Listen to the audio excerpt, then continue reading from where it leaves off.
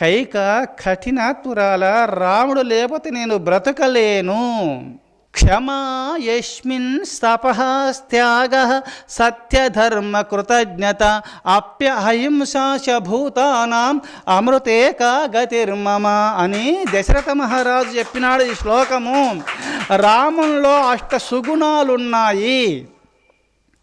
రాముడు సాక్షాత్ భగవంతుడని నేను ఈ అష్టసుగుణాలు అవతార పురుషులకే ఉంటాయి. ఆ అవతార పురుషుడైనటువంటి ఆ రాముల ఐక్యం కావాలంటే ఇట్టి అష్టసుగుణాలు పాటించిన వారు ఆత్మ సాక్షాత్కారాన్ని అనగా నీ హృదయంలో ఆ రాముని దర్శనం చేసుకుంటారని రామాయణంలో వాల్మీకి మహర్షి చెప్పినారు. క్షమా అంటే ఓపిక. రామునిలో ఎంత ఓపిక తెలుసా?